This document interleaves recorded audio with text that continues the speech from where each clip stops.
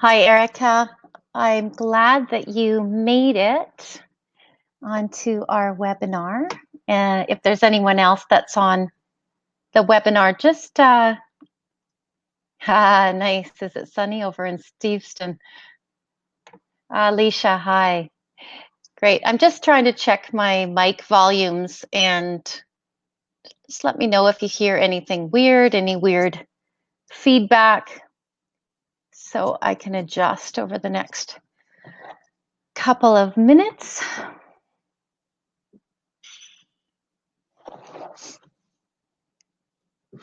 Welcome, Alicia.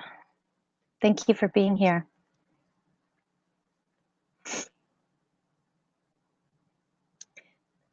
Thanks, Dana. I feel like my video is, yeah, it just feels very slow. Not sure if it's coming out slow. I feel like I'm in slow motion. Not sure it's coming out slow motion on your end.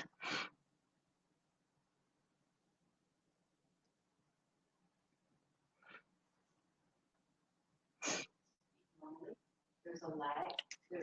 But speak at your normal tempo. You don't need to be slow. Great. When I get here. Welcome, Diane. Ladies, please, just while we wait for others to arrive, I'm going to try not to look at myself much because it's really, there's a bit of a lag to it. So it'll be funny. I'll throw myself off if I look too much, to be honest with you. Just take a moment in the chat, if you don't mind, and let people know if you're comfortable with that, just where you're calling in from. And it sounds like our guest co-host is just logging in. So we'll give her a moment as well.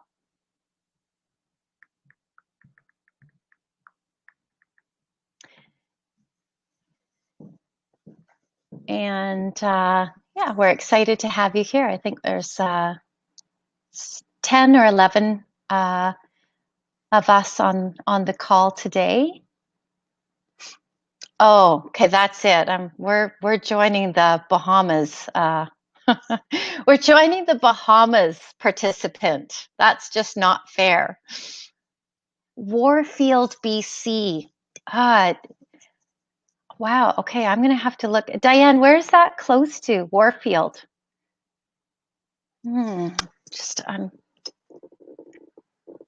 Warfield, BC.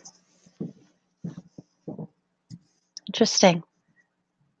Okay, thank you. Close to trail. Neat.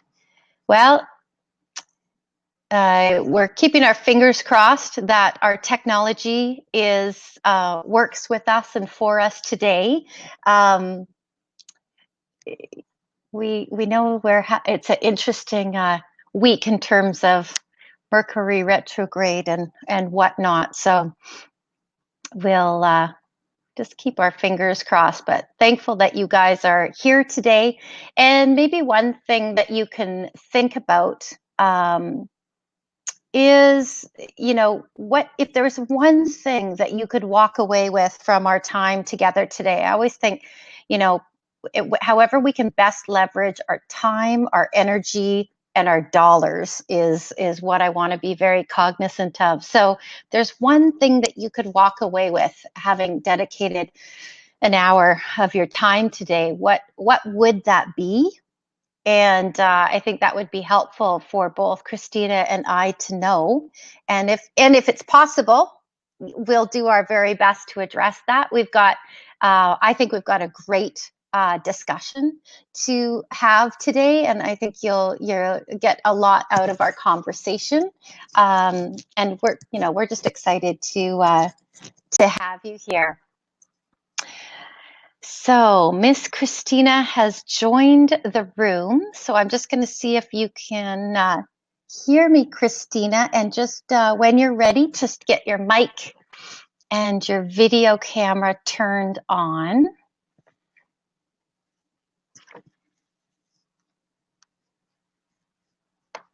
Excellent.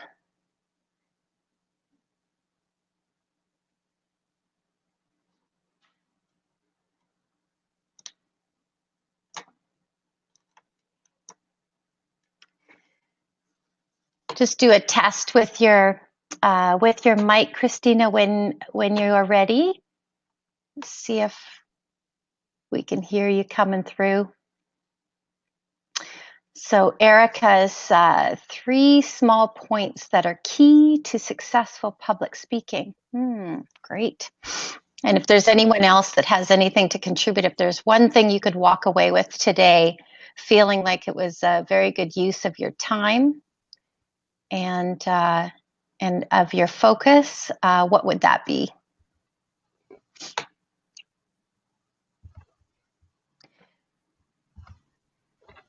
There you go. I can see you, and just give me a little shout out. Let's make sure I can hear you. Hello, everyone. Yes. How's the sound? It's not bad. It's not bad. Can you tell us on the chat if you can hear Christina okay? And we can make a couple of adjustments. I can see you fine, Christina. I'm trying not to look on the screen because there's a severe lag and it's throwing me off.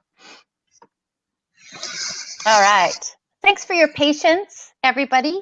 Just logging in, getting us all settled, but it was good because there's still a couple of people that haven't had a chance to join us yet. So I just wanted to make sure and give them a couple of minutes. So Christina, I'm not sure if you heard when you were logging in, but we have wonderful folks from across BC. I learned actually, I learned from Diane that there is a place close to Trail called, is it Warfield? Thank you. Yeah. Well, you knew that. Yeah.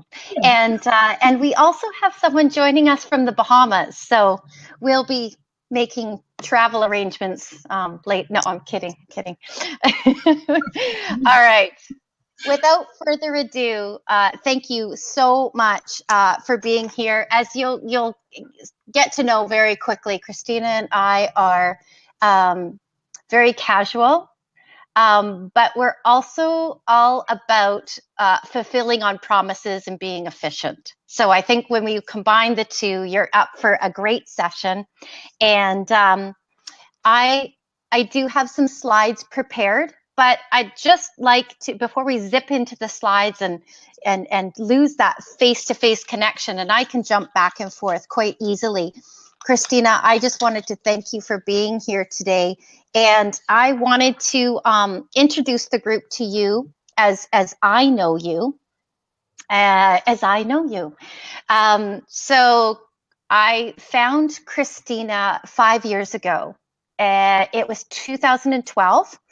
I was attending, I believe, my first local government leadership conference. I believe it was my first one. I was a brand new counselor, and I was headed to Victoria for a local government leadership conference, and I felt pretty uncomfortable. My own nerves were happening. And at this conference, I observed that a good majority of the people were older than I. The majority were male. The majority didn't appear to have much in common with me. And so I immediately felt like I was out of place.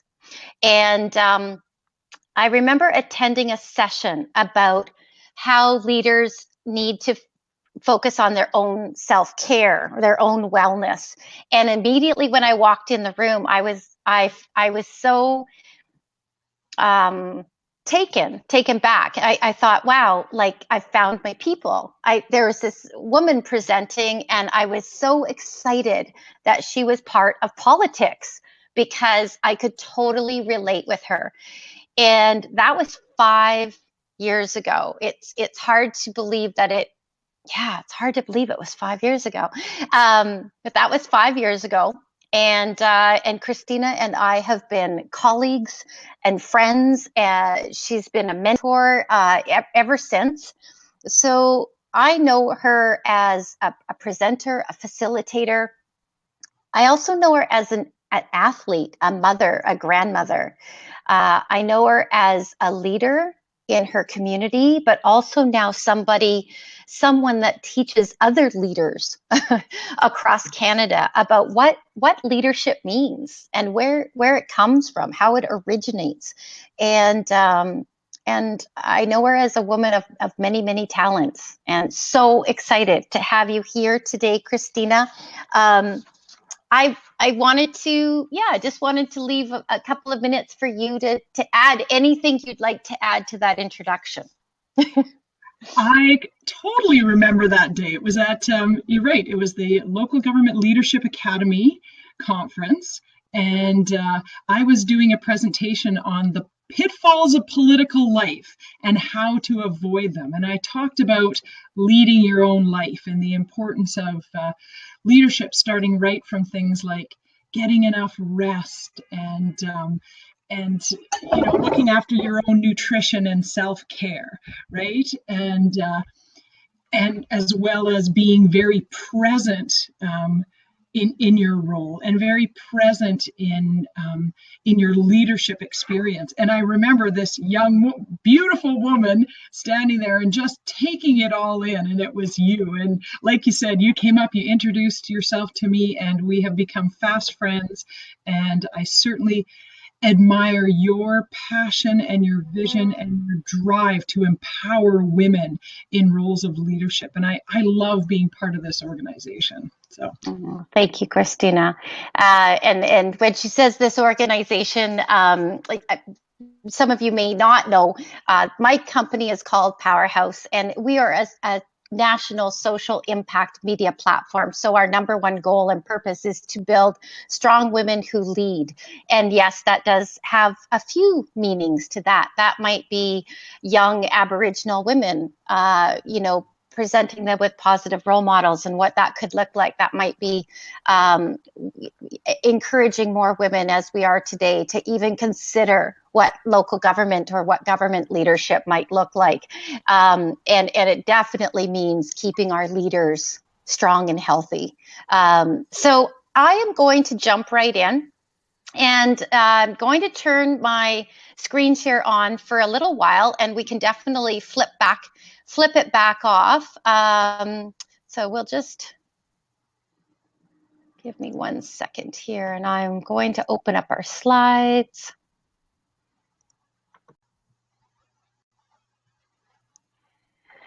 So today, what you have all signed up for is a course called Speak.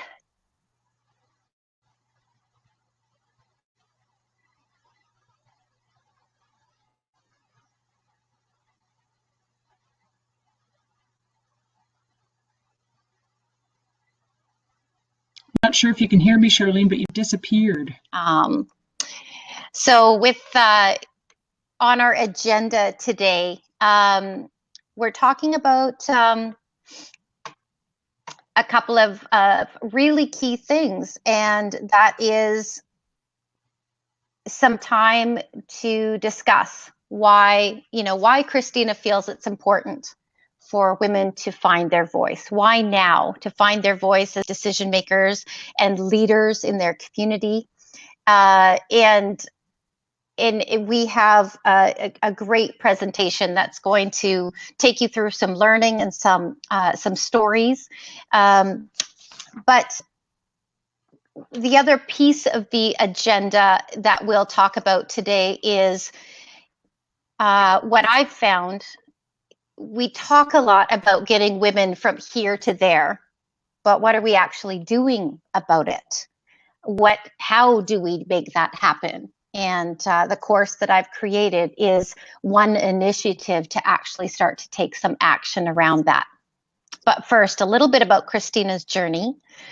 And this is Christina on the TED Talks stage recently. So my question to get things started off this afternoon, Christina, is just to ask you to tell us a bit about your journey and the various stages that you have been on in your life, and what has been the common denominator across those stages? What has what's the thread that you can pull through from each of those stages?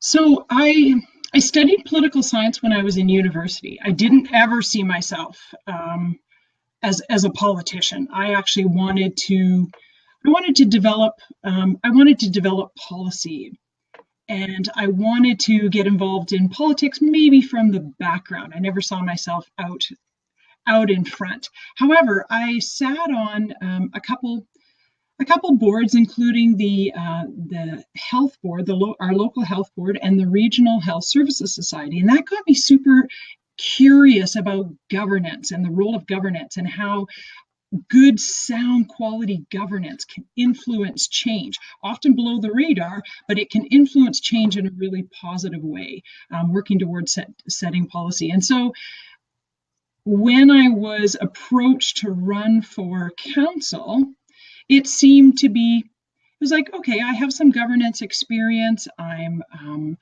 passionate about how to improve the quality of life in my community. I'm interested in how local politics work. So, maybe I'll get involved. And so I ran in 2002, and I got a seat on council, and it was a huge learning curve, a very fascinating experience, and a very different experience from sitting on the health board and the Health Services Society. And then, so I did 2 terms on council, and I decided to do my master's in public administration. I thought, you know what, I'm going to get back into the bureaucratic side. So I didn't run in 2008, and my very good friend ran for mayor.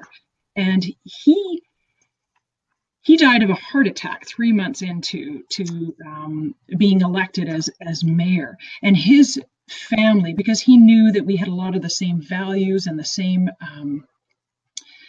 way of being in the role, they really encouraged me to run for mayor. And so I ran in a by-election in 2009 and ended up doing 2 terms as mayor. And while I was mayor, particularly in my second year, I was having a fairly challenging time my second term.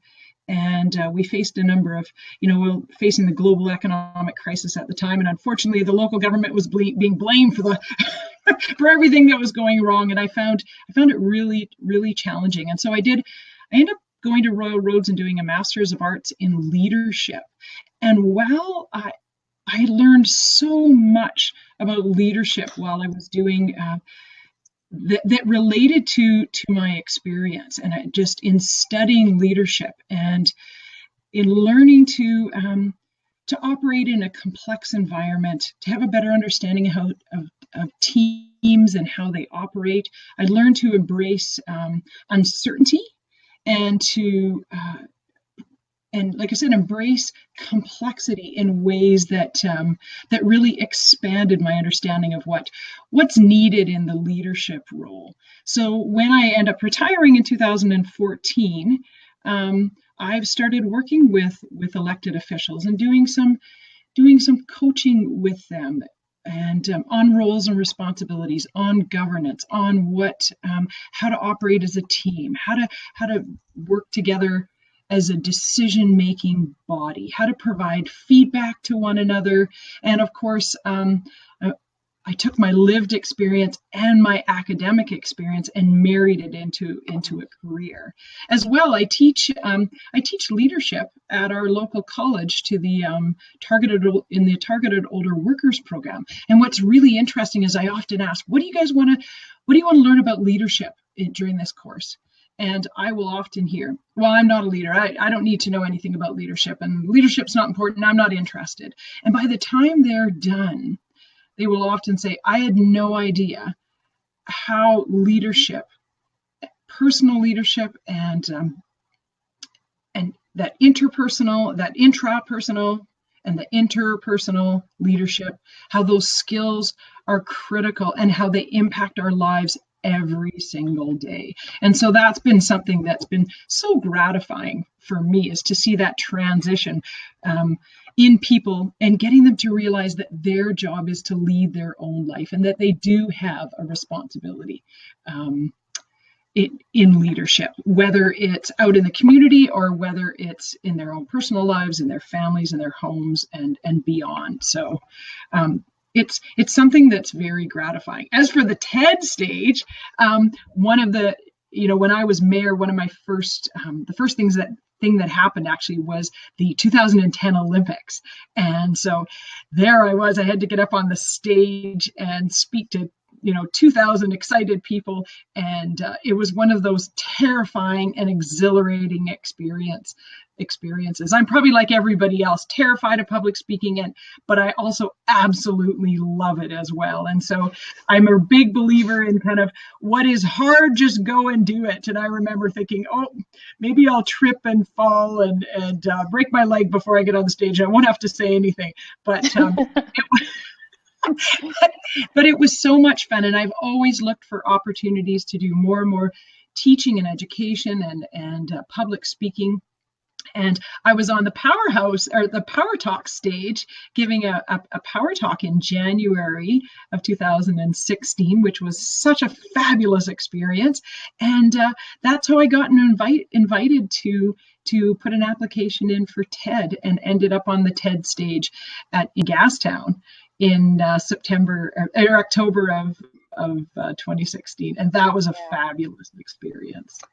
Just a couple of things you said, Christine, I wanted to highlight, and I'm not sure if anyone on the call can relate to this, but one thing is, you mentioned when you get up to speak, you're excited, but you're nervous. And I think, I've definitely read the research that physiologically, there's such a fine line between excitement and nerves. It's just such a fine line. Our body really reacts very similar, in a very similar way to both. And so when I feel extremely nervous in a situation, I really try hard to flip those butterflies. We say flip those butterflies in our language, and use that energy, harness it, and be excited for that experience.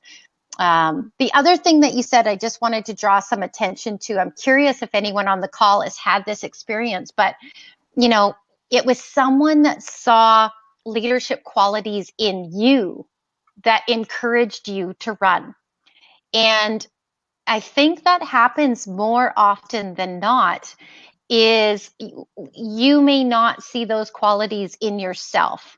And I think that's a great lesson for all of us. When you see leadership qualities in women, in young women, in any women, please acknowledge those qualities, and it's sometimes just having that person reflect them to you just does miracles. So it's just interesting, because I believe also Josie Osborne, the first time she ran for mayor, I believe it was someone came to her and said, what are you going to do about this? You have leadership qualities. You should run. You should do something. And again, she was kind of like a deer in the headlights, going, it wasn't necessarily something that she was looking for, but it took someone else acknowledging those qualities that made her move forward. I can totally confirm that, because I think that everyone I've ever spoken to, what made you go on this political journey? And it usually started with the spark of someone saying, you have leadership qualities. You'd make a good spokesperson. You're passionate. You care about these issues. Why don't you get involved? And why don't you run for council? Why don't you run for that board? And I think you're absolutely right. It starts by acknowledging the skill sets and the passion and the leadership qualities in someone else. And I think that, as women, we do that well with one another, right? When we're confident in our own skin and comfortable, we have no problem acknowledging the great skills that other people bring to the table, right? Definitely, And, definitely. and drawing that out. So I'm going to move on, and just let me know if you can see our screen share. Okay, I'm going to try sharing our slides for a bit. Alicia's asked a great question, and we're going to get into some techniques a little bit later, just a bit later in the presentation. So please, Alicia, if I forget, but we're going to talk about some techniques, and hers is, when you get nervous, when she gets nervous, she loses her train of thought, and she just ends up talking about things she hadn't planned. So we're going to hold on to that. And just going to try to do our screen share again here and see if we can get to our slides for a little bit. The power of a deep breath, hey? Okay. Now, Christina, can you see the slides okay? I can, yep. Great. Okay. Sorry, you get a different.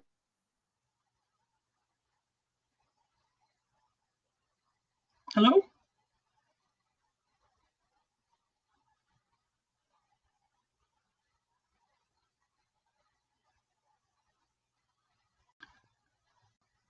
Top 3 reasons that are holding women back from finding their voice, from potentially stepping forward into key leadership roles in their community?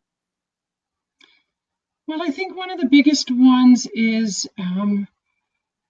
that if issue around confidence, right? Women always believe that they need to know more before they step into those leadership roles, or that they're not qualified. And they often, actually, research demonstrates that they undervalue their skills and expertise, and that actually men overvalue the skills and expertise they bring to the table. And so I think it's really important to ask, instead of asking yourself, and we're going to be talking about this a little later, but why me? Why should I do it? Well, why not you? Ask yourself, why not me? Why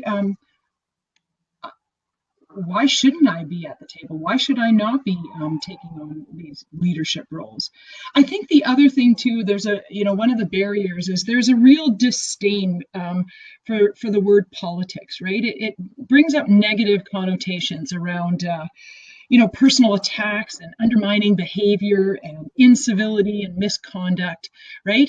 And since historically the majority of politics has been male dominated, they're kind of responsible for some of that bad reputation. And so I think there's some concern from women. I don't want to be part of I don't want to be part of politics because it's got such a negative reputation. The other thing, which I think is really interesting as well, is that research shows that success and likability are positively linked with men, but negatively linked with women. So, in other words, a woman's likability is at risk is if she's seen as driven and successful. And so that's a real, everyone wants to be liked. And there's a perception that, well, if I'm really driven and successful, and that all of a sudden my likability will go down the tubes. Yeah, I think that's a really good point. Like, two of the things that you said really resonated for me, and I can definitely remember and draw from them. One is, I don't know enough. And the other was, do I really want to be involved in politics? And to this day, I definitely use the term community leadership, political leadership. And I think my first campaign I ran, my slogan was changing the face of, politics, or changing the face of. I wanted to be part of the change. And Christina, I think you are part of the change. I think that that how you show up in the world, and who you are as the leader is and every time a woman steps up and demonstrates, yeah, I am a politician, it sets a different bar. It starts to set a different bar, and that's always been my goal. I jokingly say I would love our council, our local council, to be something that people would love to become involved with, because it's stimulating and it's inspiring, and there's brilliant minds thinking, and we're coming up with solutions, and that is not how some of these opportunities are looked at. And when I think the tides are starting to change, but it's when we can attract more and more like-minded, positive people to this role that tide will actually change. I want to pick up, I love what you said about changing the face of politics. The number of times that I heard, well, you can't be the mayor. You don't look like a mayor. And I'd be like, so what does a mayor look like, right? Why do we have this idea in our head that a mayor should have a certain look, which will remain descriptionless, right? Exactly. Yeah. And so it was always kind of one of those spontaneous things that would be said when I'd be introduced as the mayor, and people would kind of, oh, you're the mayor? And it's like, well, why do we think that a mayor should have a certain look or presentability? And Erica asks a good question. If we are activists, are we automatically politicians? Yeah, I don't know about that. I'm going to have to ponder that a little bit. I think you can be an advocate and an activist. I always say a decision maker, like a good leader, is someone that actually has to make the decisions, and sometimes that's easy. So I guess that is, acting and advocating for what you believe in. It's being a person in those decision making roles that can influence change. And sometimes sometimes in my view, politicians are not necessarily activists. They are try to avoid any tough decision making in some cases, and it can be it can be an interesting conversation. I would say activists and advocates are definitely action takers, and that is not always reflective of politicians. Politicians, we hope, are also action takers and decision makers. Any thoughts on that, Christina? Absolutely. I don't think that you have to be a politician to be in a place of influence. You can influence change, and activism and advocacy is definitely a place where you can influence change. And it's important to remember that the definition of politician is policy maker. So you're elected to the role of setting policy. I believe that in terms of influence, we should all be striving to influence for positive change. So whether you're in the role of a politician or an activist or advocacy, you should always be looking for ways to influence positive change in your environment.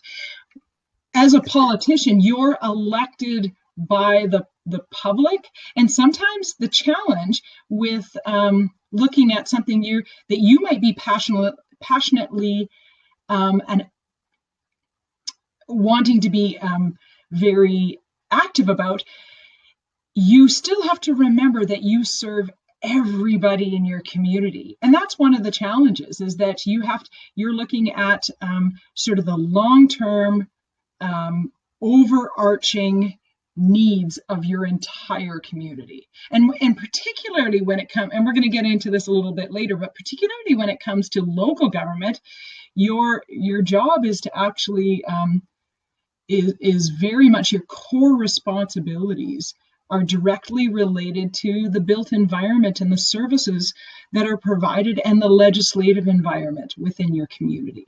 So Exactly. it's not super sexy stuff. Yeah. However, you do it well and you can have long-term influence as a politician for Yeah. years to come. You do it poorly and you can, 10 years from now, somebody going, who are those ridiculous counselors and mayors that made poor decisions and now we have to live with them. Exactly. And one point that I'd like to definitely lean into before we go on to the next question is everyone can be an influencer. And that ties back to the whole point of our conversation today, which is about finding your voice.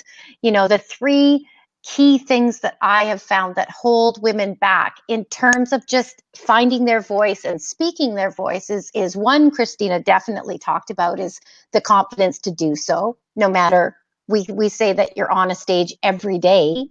Another point is just clarity, just spending time to know when you have that opportunity, what points that you want to get across, and the ability to be concise.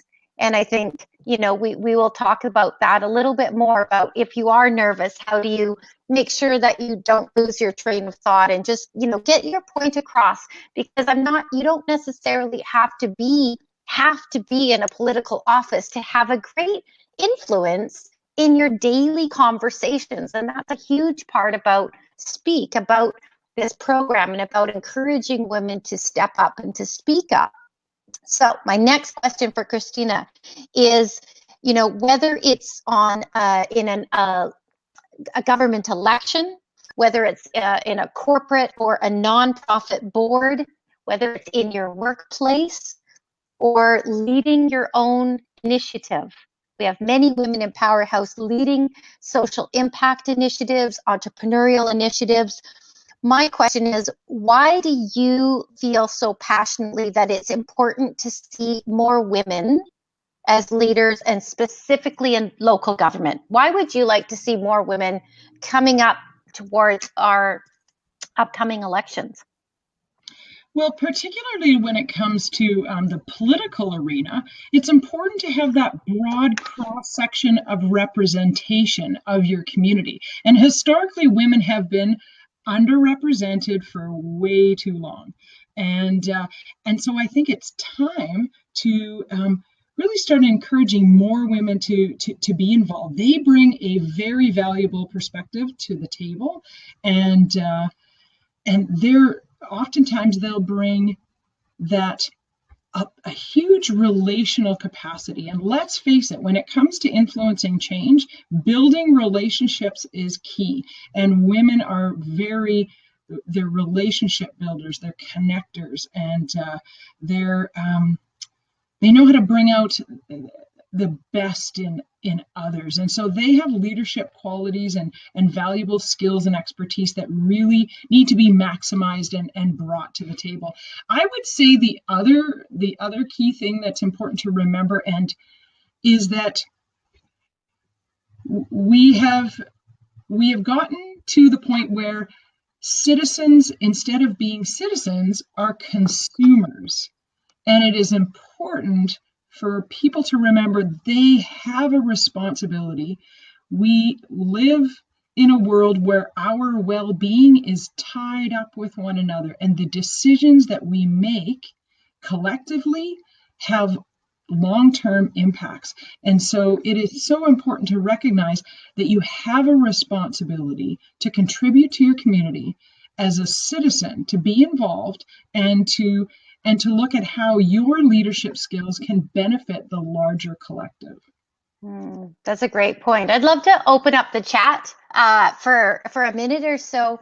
I'm going to share my thoughts. I'd like to hear some of your thoughts if you feel that it is important for more women to be stepping up, and I imagine that you do, you're on this call, I'd love you to share your thoughts as to why. I'd like to add to Christina's great responses a couple of thoughts that I've had from my experience so far, and that's in my own council, but also every single female government leader that I've had the privilege to start to get to know. Um, One thing that I am quite enamored by is their energy. To be really honest with you, they're all strong women, but they do radiate really positive energy, just really good vibes. And I could list off a bunch of names, but I'm not sure that that's appropriate to do so. But I'm off the top of my head, I'm literally thinking of 5 or 6 women. And so for me, sometimes the conversation isn't necessarily about male and female. It's about that masculine and feminine energy. And it's how do you bring empathy and listening and stimulating conversation, but not aggressive, and being willing to have an argument. The one thing that I appreciate about my situation right now is being able to not agree on things, but that it doesn't feel hostile. It's a good conversation, and we respect each other's opinions. And I just feel that the women that I've had the pleasure to get to know that are political leaders, I can only imagine that they balance out the energy in a room. I don't know if you've had experience with that as well, Christina, but I'm curious if there's anyone on the chat. What are some of the other reasons that you feel it's important for more women to step up, for more women to be at the table and to be in the room?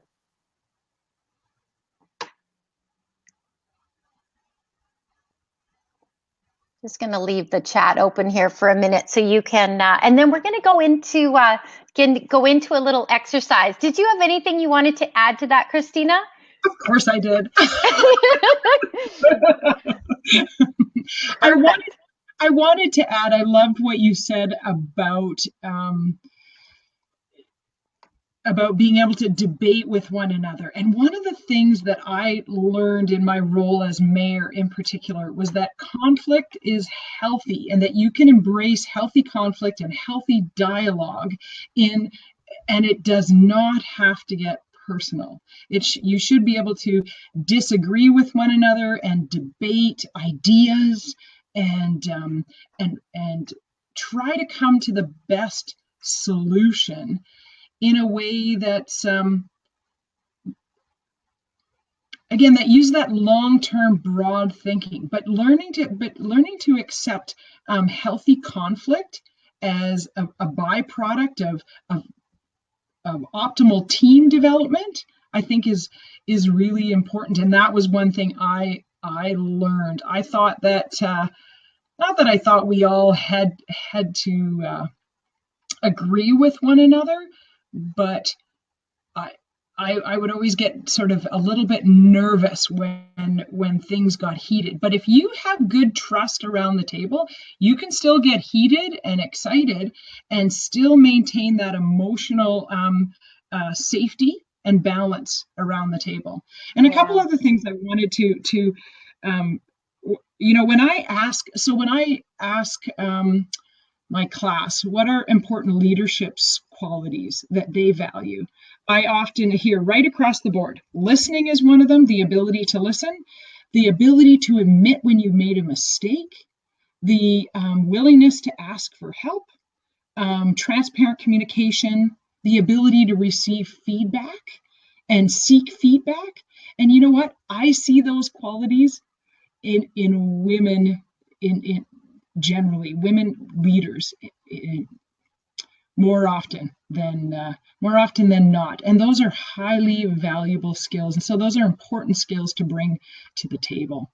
Oh, definitely. Christina, I was wondering if you could speak just a little bit more about actually dealing with conflict. Like, do you remember and maybe it's happened recently, but do you remember back to like literally how you would handle yourself and, how would you're in the midst of conflict, you're in the midst of a good debate. How do you keep it, in your communication and showing up as the leader that you want to show up as in the middle of that conversation? Because I think conflict is always something that we naturally want to, diverge from.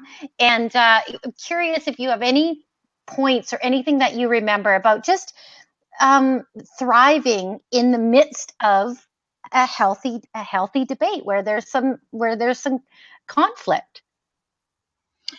A couple things come to mind with that question. One of them was, especially if I knew I was going into a heated a meeting that potentially was going to get heated, it was really important that I really took some deep breaths and ground myself and made sure that I owned my energy, right? That I was responsible for my energy, and that I was making sure that I was very peaceful and grounded and prepared for the dialogue and for the difficult decision.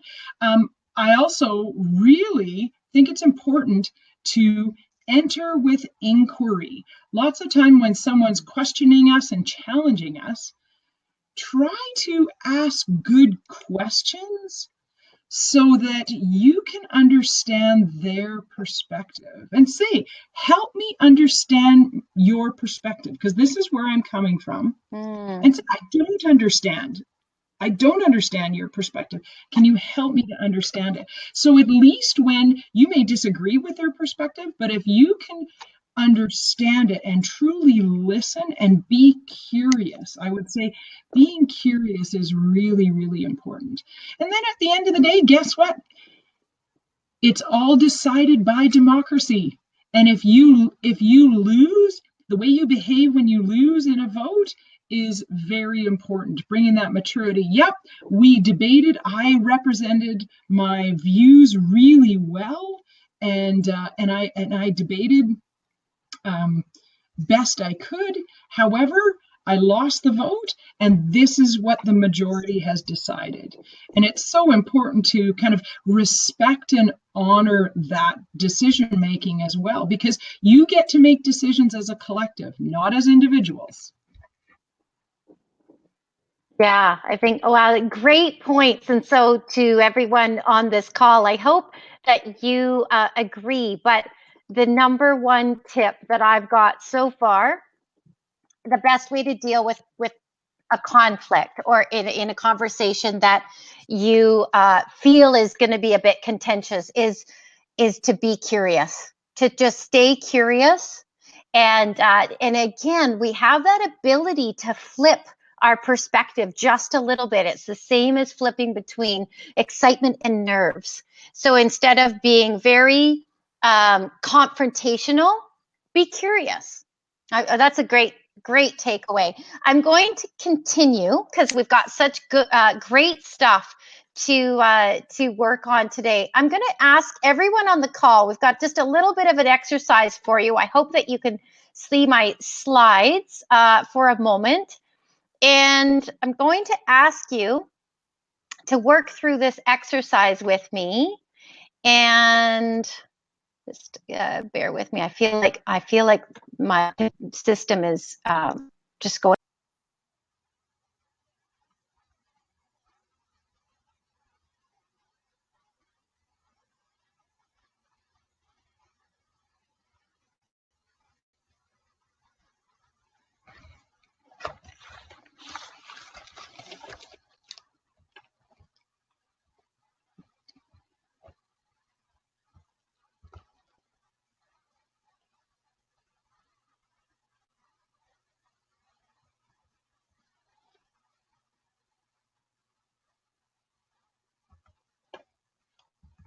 Moment.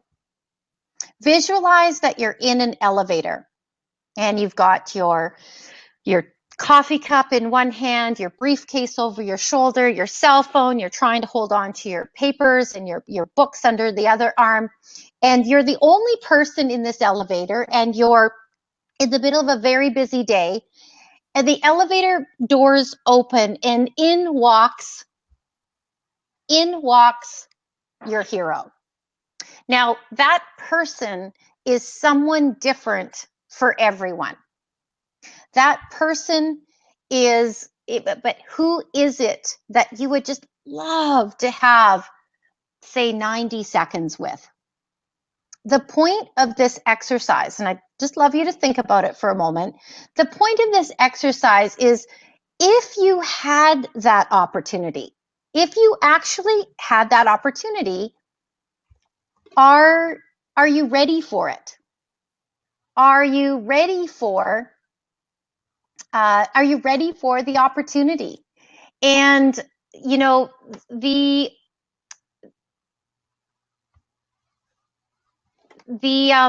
question, a lot of times, women aren't ready.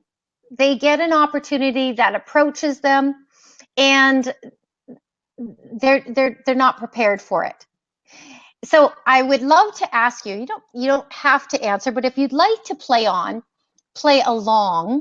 um, the elevator door is open. Who is someone you would love to have 90 seconds with, a couple of minutes with? Because I would, and are you ready for that conversation? Do you know what you would like to talk about with them? And, are you ready for that conversation? So feel free to chat in the chat room. Christina, I'm super curious, when you think about this exercise, who you think about. I actually think about my favorite author that many of you may or may not be familiar with, and that is Martha Beck. Say a little And more. she wrote Steering by Starlight, and she wrote a book, Finding Your Way in a Wild, Wild World. And she has been her writings have been a real mentor to me in terms of personal leadership and around ownership, taking ownership for your own life, and also asking key questions. Things like, what am I tolerating that I shouldn't be tolerating, right? In my own life and from myself. And she's a real believer in the only person that you have influence over and that you can really change is your. So what are you doing to broaden your perspective, to prepare yourself for leadership opportunities?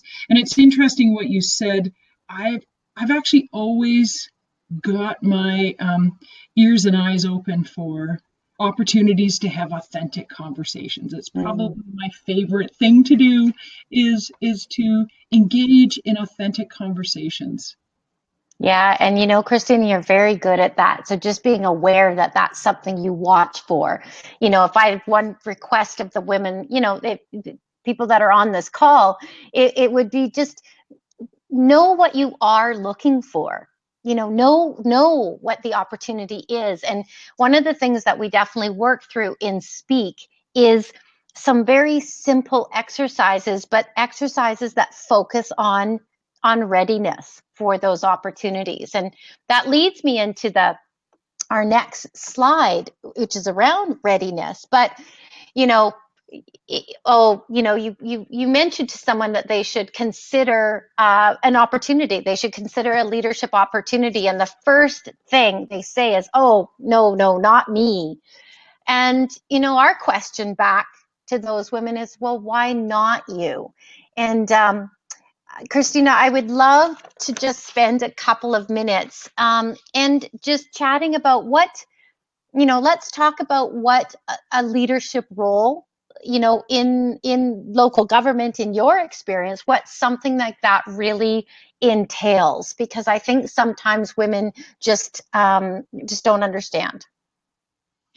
Well, I think it's important, and I mentioned this earlier, that the word politician means policy setter. And your job as an elected official is not to do anything, but to think, right? And to think strategically and act strategically and put policies and bylaws and processes into place.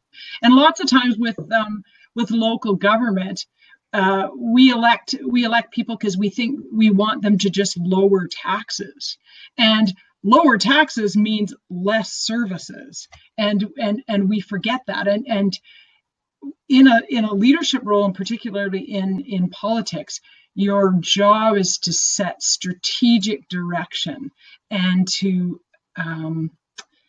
then hire the best staff to deliver on that strategic direction. Their job is to create the tactical plan to make that to make that happen. And setting strategic direction it really involves, I think, particularly in local government, is caring for the built environment. And like I said, sometimes it's not sexy. It's things like water and sewer and sidewalks and roads and recreational facilities and trails, and it's flowers, and it's creating a legislative environment where economic development can exist. And so educating yourself on what the real role in local government is. It's not just about getting elected so you can get your pet project done.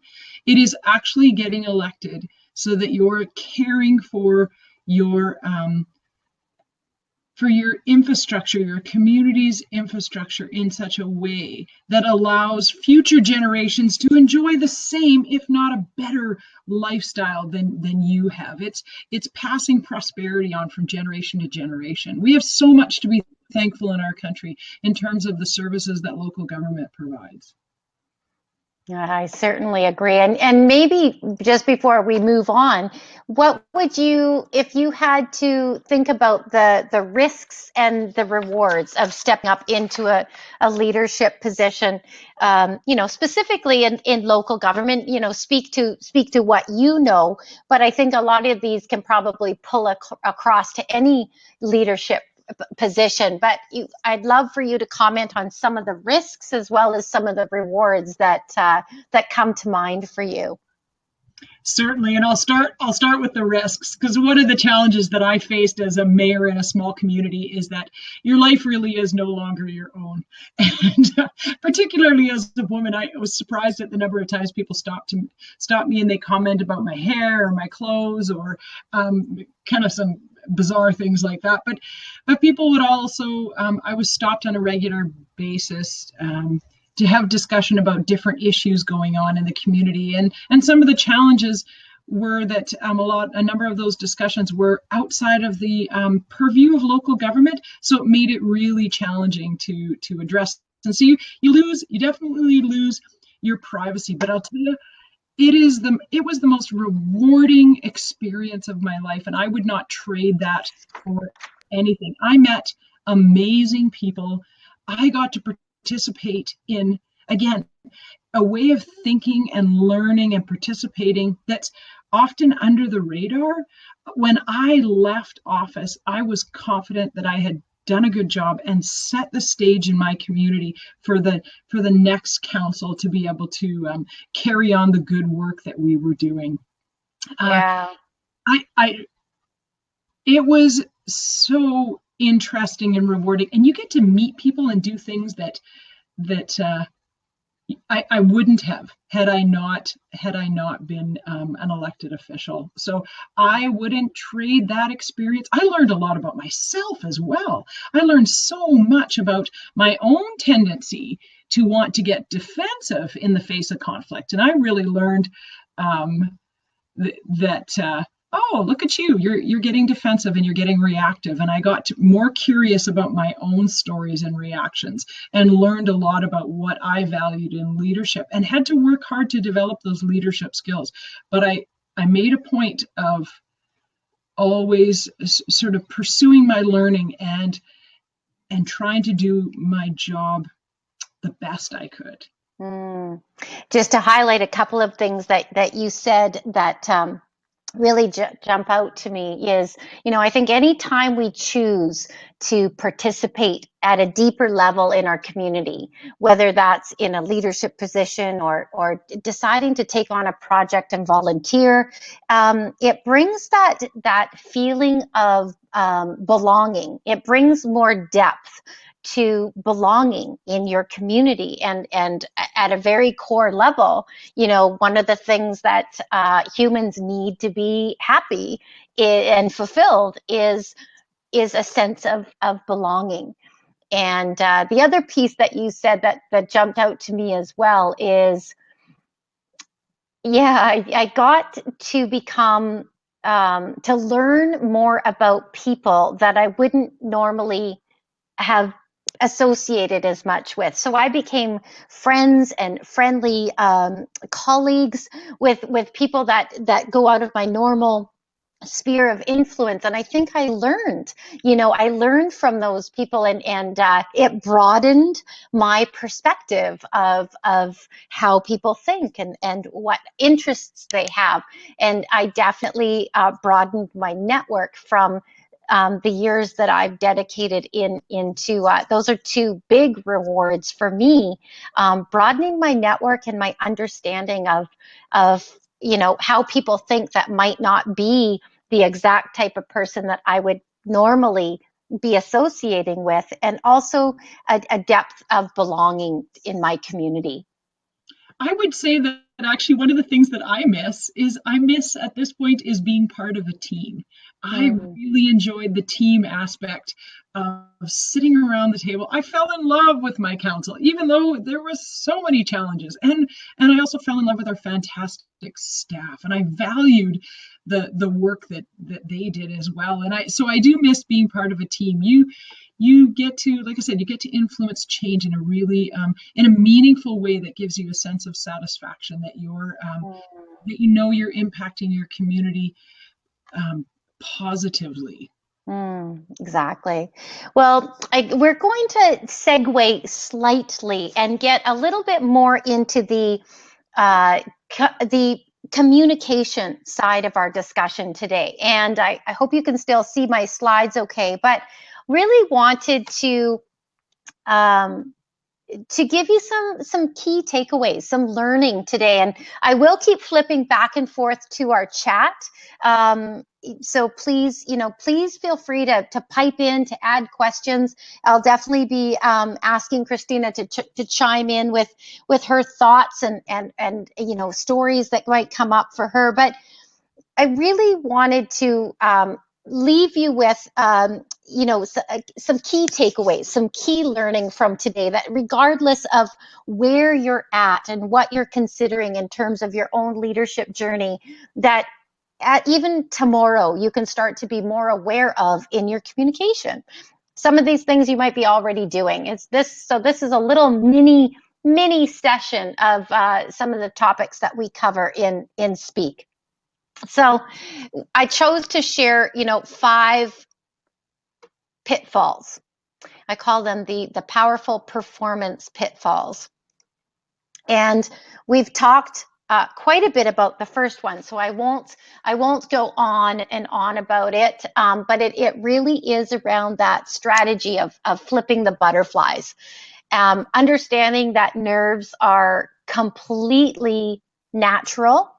And there's something that we all have. We all get excited. We all get um, nervous. And Christina, can you see the slides now, or is it okay? No, I can't see the slides, but can I jump in on the nerves a bit?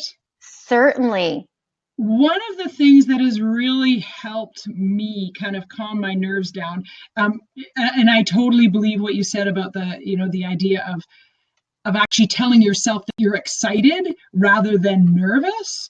And sometimes I'll do that if I'm on my way to a public speaking engagement. I'm like, oh my gosh, I'm so excited. So Mm, that's one thing. I completely agree with that.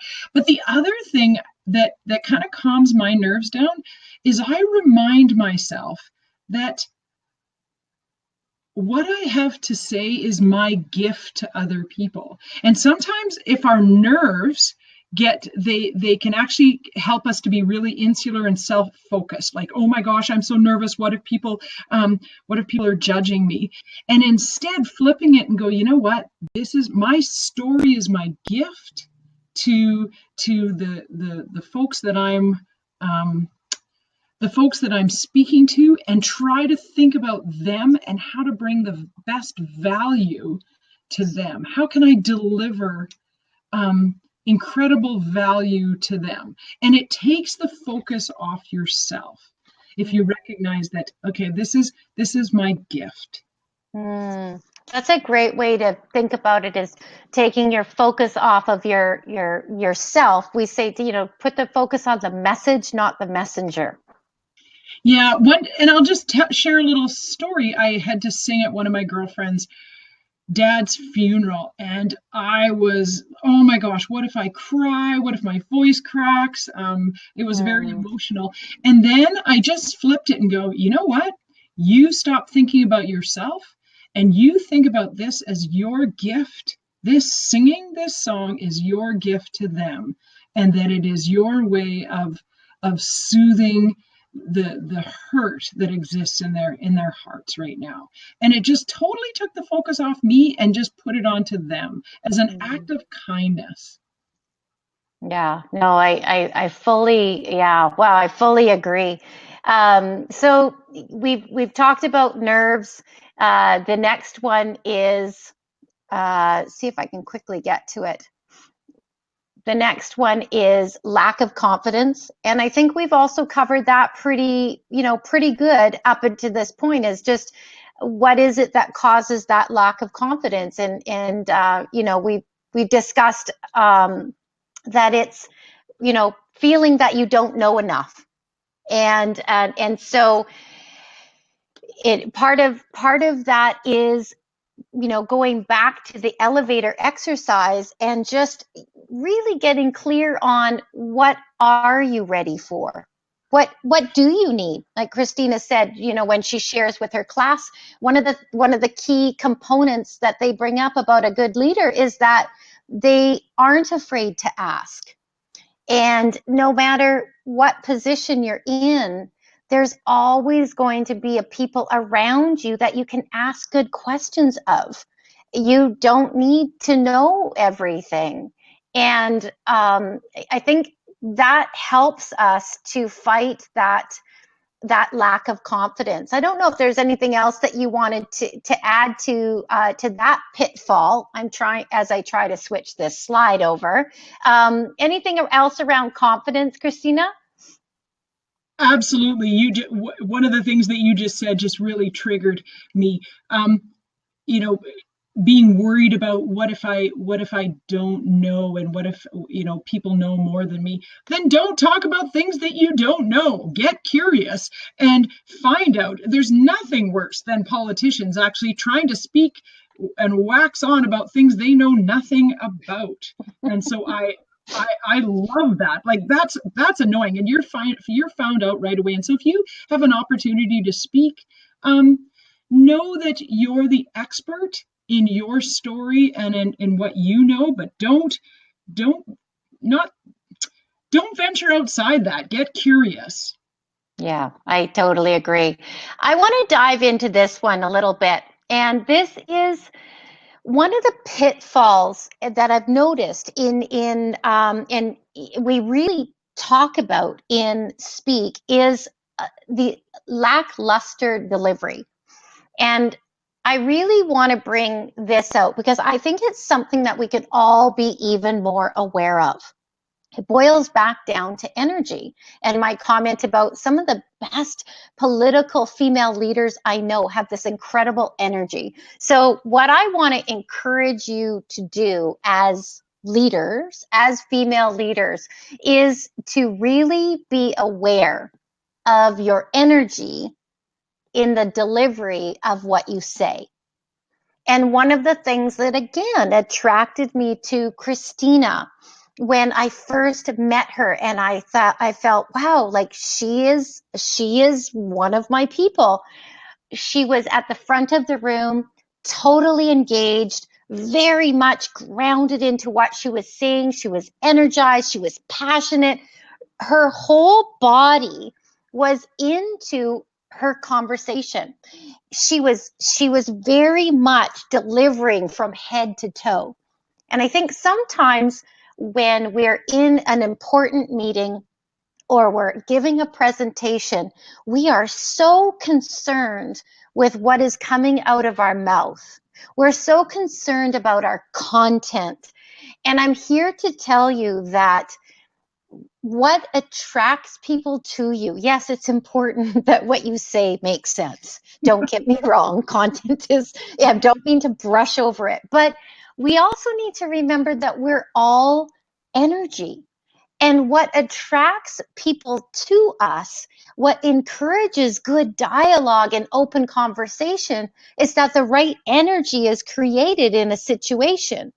So I'm not sure what Christina would like to add to this, or if anyone in the chat has something to add to this. But in fact, one of the things we really talk a lot about in Speak has nothing to do with speaking at all. And it is all about the body, energy, your delivery, the passion that you exude your message, because I think it is one of the things that can make an even mediocre speaker or a good speaker or communicator a great communicator. I can add to that. I love the word passion, and I totally agree. You must have your content correct, but you've got to bring your passion, or no one's going to give a rip about your content. It was funny because I was addressing a GIS department at the at a college, and one of them asked me, how do I get council to understand, what's going on with these challenges around our underground infrastructure?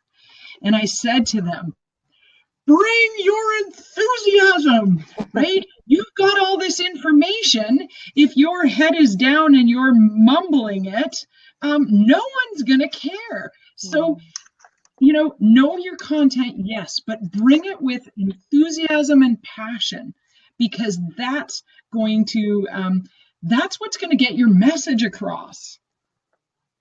Yeah, I so very much agree. And one of the most passionate, well-known speakers out there is Tony Robbins, and he takes his energy management so seriously. From what he does every single morning to make, jumping on a mini trampoline and having the right music in his ears before he runs on stage. He doesn't do that because he feels like he needs a bit of exercise just before presenting. He does it because he knows the vibration that he wants to get into before he hits the stage. And it's not uncommon to what Christina said earlier. When she is in a situation, a conversation that may be a bit confrontational, she controls what she can control, and she enters that conversation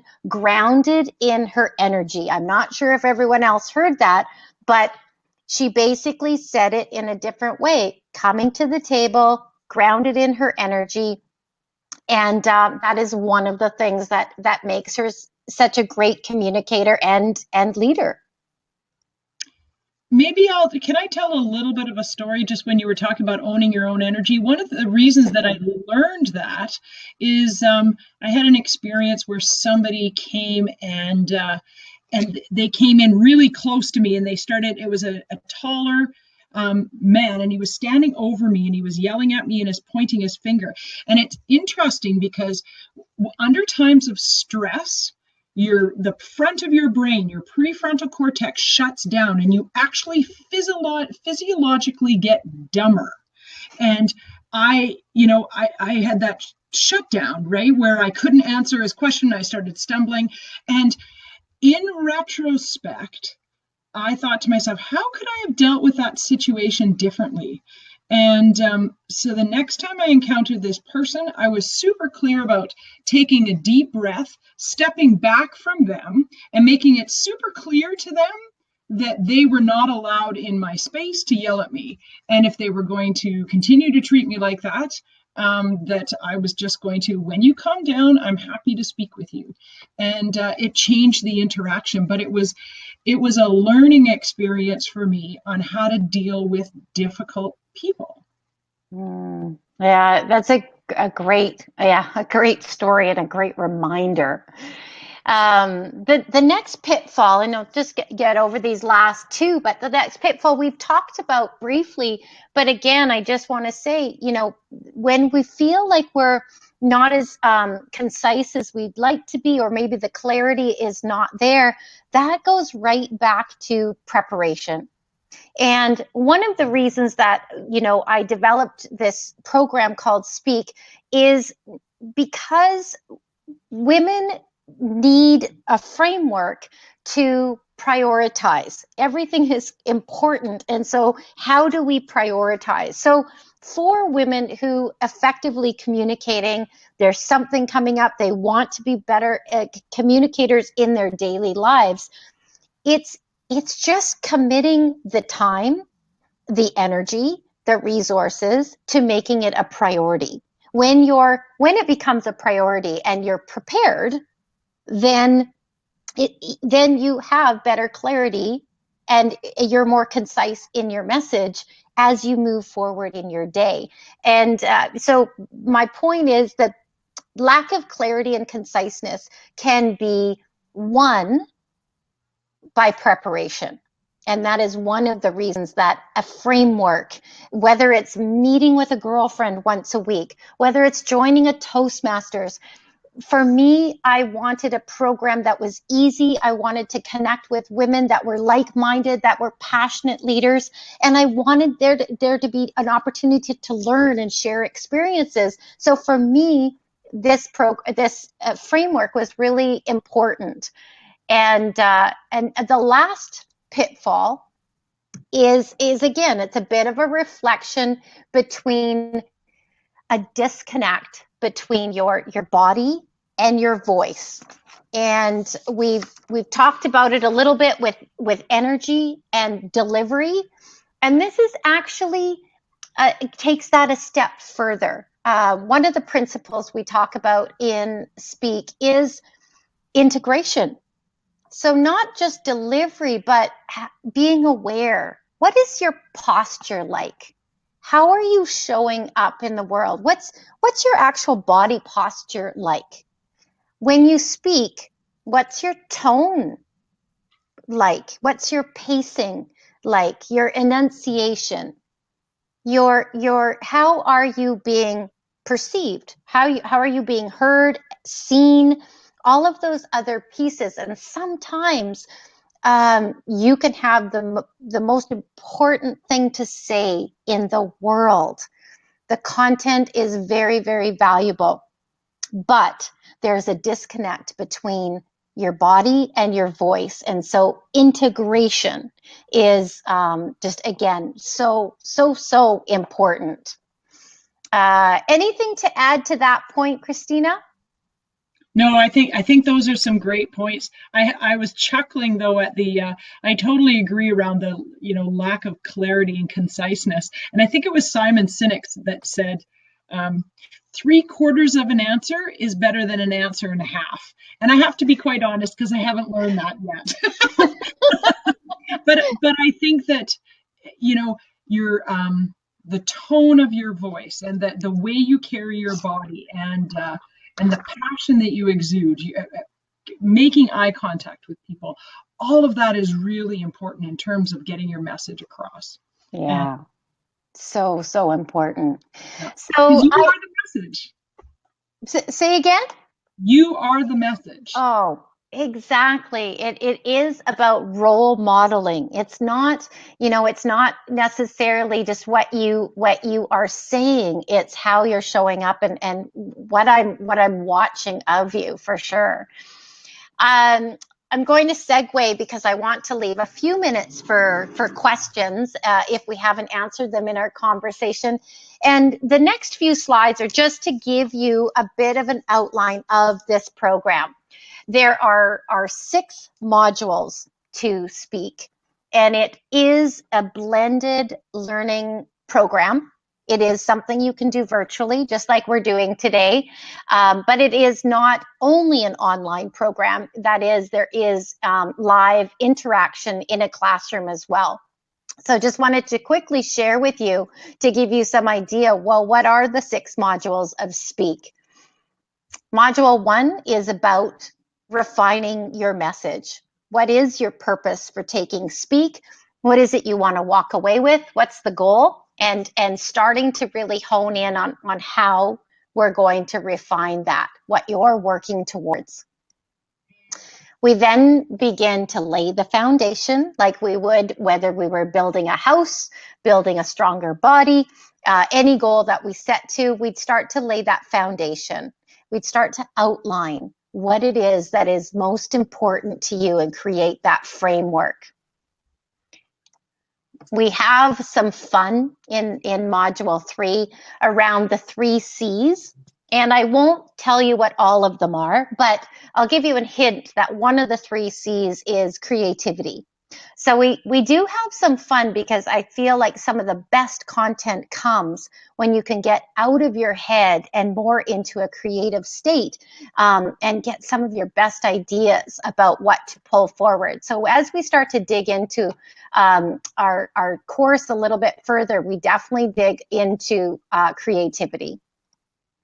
Module 4 is about, again, it's of the 3 P's. One of them is definitely practice, because we're starting to really, there are only 6 modules, so we're really starting to dig into the actual delivery and the performance of how you want to communicate what you're working on. And every week you are working on your presentation. Module 5, we talked about today, but it's starting to really refine that delivery. Some of those problems that we run up against, such as nerves and flipping those butterflies. And module 6 is where, as a group, we do a presentation celebration, and that is having that opportunity to share our presentations with each other and gain feedback and to celebrate. I find that one thing that women don't do enough of is to celebrate what we've accomplished and the goals that we've worked through. There are 6 modules in total, and I'll just explain to you so that we can open it up for a few questions. I'm just going to go through these next slides, and then I'll take just a bit of a break. There are 6 modules altogether, and we want to prepare women to be better communicators. We say on every stage that they might be on, which you're on a stage every day of your life, whether that's in your office, whether it's a stage that you're working towards, whether it's communicating with those that are closest to you. Every day you are showing up in the world, and how are you communicating as you show up? So there's one thing that I know for sure, and that is that effective communication is one of the most underutilized assets for women. And so Speak is very much about helping women to make it a priority, number one, providing a framework and an opportunity that it becomes a priority to them so that we prepare and that we really start to work on concise, confident, and communication. The Speak program that has been developed is basically, I was lucky enough last year. Christina mentioned she was on a Power Talk stage. I was lucky enough to put over 90 women on stage last year. 90 powerful women that have something to say, as you can well imagine. And I learned a lot about the process of what it takes to help a woman get onto a stage, to really dig deep and find her differentiating message, to help her refine it, to help her be concise and confident in its delivery, and to help her be unique, and that it's her that's showing up on stage, not anyone else. And we've taken the system and the learnings that we experienced over the past year, and we've boiled them down into a very concise and effective program. And that's what you see here in these details. You get a module by email every Monday morning. Every Wednesday, we have a Facebook Live session where we have some classroom time. It's Wednesdays at noon. And there are homework every week. Not a crazy amount of homework. We're all busy, but enough that you learn and experience the program. And the homework is videos. It is actual videos that you're preparing and returning to the group that you simply shoot on your phone. And the minimum time commitment, I've had people ask me, well, how much time is something like this? And the minimum time commitment is about 2 hours a week. It's about an hour of your own time and an hour of classroom time, I would say, at a minimum. And so you're looking at about 16 to 20 hours for the program. And the reason why it's 6 modules over 8 weeks is because 2 of those middle modules are they're meaty, so we want to take just a little bit more time in those modules, so they spread over a couple of weeks. And then the last slide I'll hit, and then I'll just make sure there's no questions showing up here in the chat. The last slide is, when I personally put my time and my energy and some resources and I invest into something, I want to know what it is I'll walk away with. And we asked you that at the beginning of the presentation today, and I want to make sure you walk away with what you were after. Well, in Speak, you actually walk away with 3 very important tools. You walk away with a 1-minute pitch video. It's a 1-minute introduction video, a 2-minute connector video, which is basically a little bit about an introduction of you and also what you're up to in the world. It's a great video that you can use on your website or on your LinkedIn profile.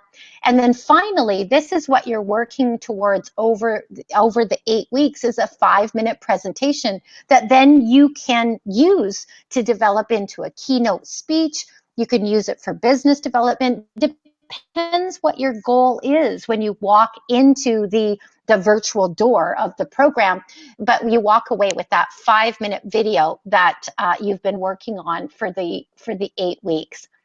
So I'm just going to sneak back into our chat for a minute. I want to just make sure we just have a couple of more slides, but I just want to make sure, is there any questions that anybody has related specifically to the program?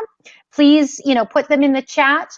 But also any questions that you walked in with today that you feel didn't get covered in our conversation. We do have 5 minutes. I do just have a couple of slides left, but I just wanted to hold the space and listen, and just make sure that that you walked away with what you were hoping to from today's conversation.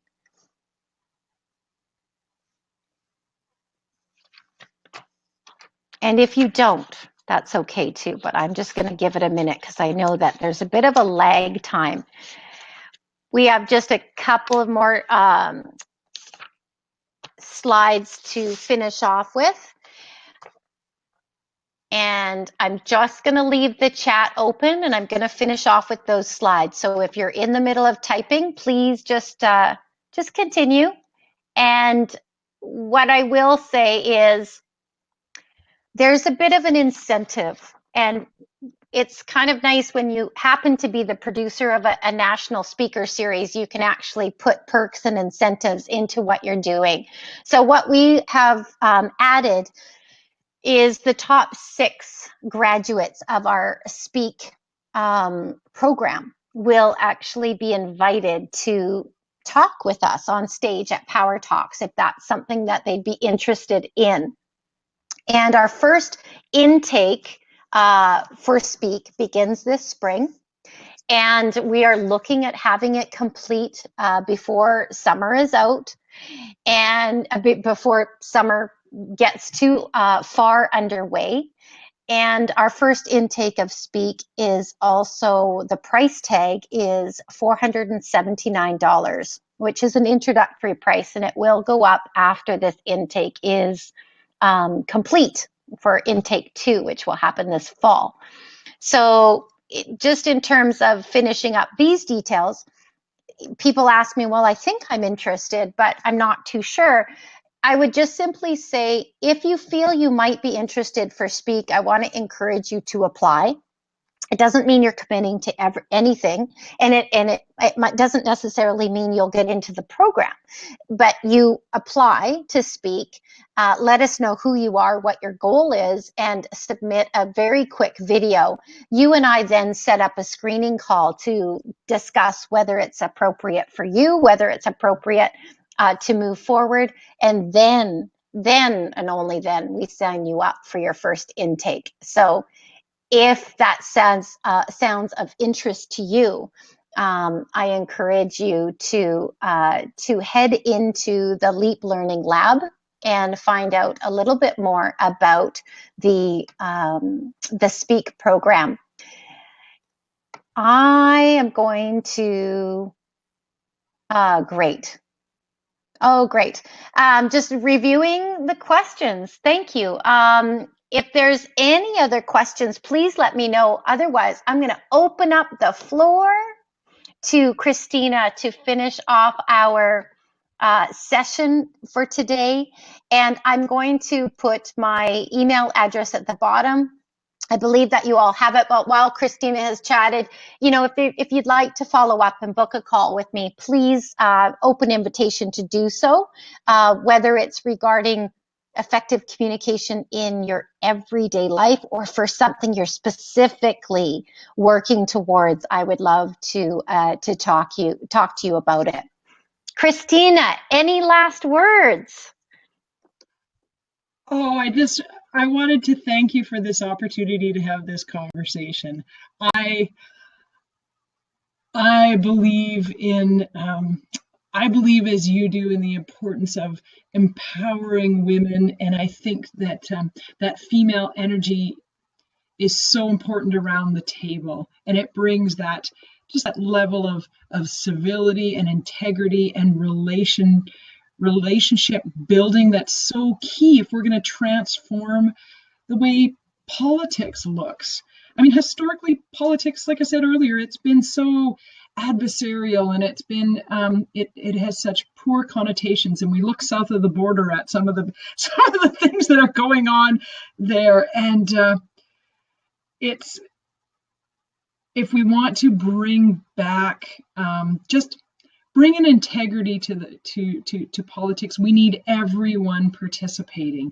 And so developing your skills to speak and to lead and to be concise and to think strategically and to build relationships, and to build confidence in the leadership arena and the political arena is so key. And any way that that we can really encourage women to be more involved and to be more present and participatory in the things that actually influence our day-to-day life is so key. Yeah, I couldn't agree with you more. I just want to take a moment. We are at our time to thank Christina, to thank each of you for your time today. If you'd like to connect further with Powerhouse, there is an opportunity to do so. We do have a Facebook page and a closed Facebook group. Would very much love to hear a little bit more about you and what you're up to in terms of where you're leading and wanting to lead in your life as well. So don't be afraid to reach out. Thank you all. Thank you, Christina. And I hope you all have a great day. And it's about being strong women who lead every single day on every single stage. And I will definitely share the Facebook link with you before I go. I'm not sure I have it really handy here, but I'll try to find it. And thank you, Christina, very much. Thank you, ladies. We'll talk to you soon. And Alicia, I'll make sure and get you that link on Facebook. I'll send that through to you. Thank you. Awesome. Thanks, everyone. See you Thank later. you.